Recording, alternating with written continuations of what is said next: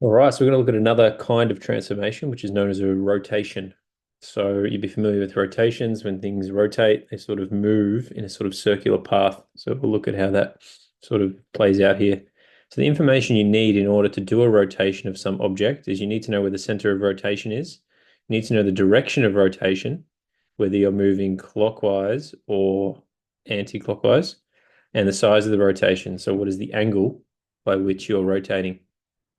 All right, and these are the steps you need to follow. So draw a line from the vertex to the center of rotation.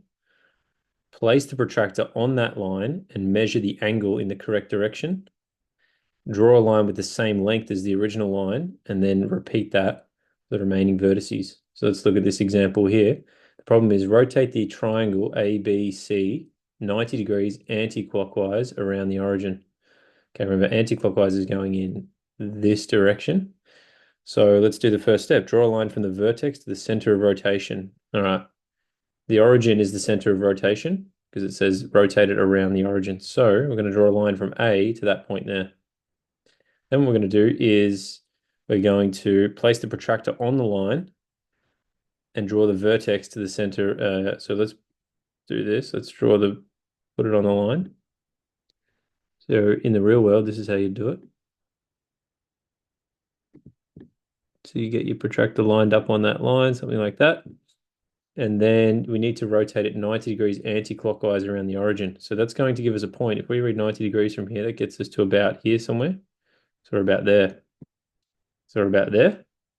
And we're just going to make sure that the length of the line stays the same. So that's where you'd need your ruler to make sure that the length of this line and the length of this line are the same. Okay, and then that's your new A point. We call that A dash, or the image of A.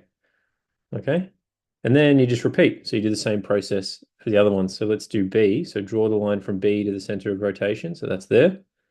Place your protractor on the line with the center of the protractor at the point of rotation, at the center of rotation. Something like that, I think. Close enough. Again, 90 degrees is now here somewhere. We've just got to make sure the line is the same length. So we get B. If we keep the length of the line the same, B turns out to be here. Again, that's with using your ruler. B turns out to be there.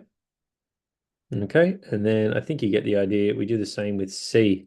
So we take C, we draw a line, put our protractor on it.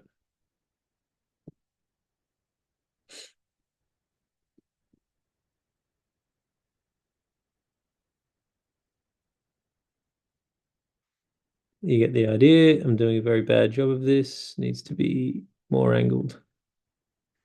Does that look better? A little bit. Something like that. All right, 90 degrees is over here for C. So we get C over here. And again, we keep the length of the line the same. And then finally, once you've got your new A, B, and C points, the images of A, B, and C, we draw that line there, and then you draw the triangle. And then so there you go. That is this triangle here is the original triangle rotated 90 degrees anti-clockwise around the origin. So you can see this is how it rotates around. There is the rotation of 90 degrees. All of these lines, so this line A and this line at A dash are at right angles. All of these lines are at right angles. So they're sort of twin lines. So everything's been rotated 90 degrees. So that's how you do those problems. A bit of a process and can be quite difficult. So really step it out if you're unsure. Okay, so try this problem. Rotate the trapezium 180 degrees clockwise around the point O. So I've got this trapezium here, A, B, C, D. See if you can rotate it 180 degrees clockwise around the point O. I strongly recommend you get a protractor, a ruler, and some grid paper, and you'll be able to try that problem. And good luck. I'll talk to you soon.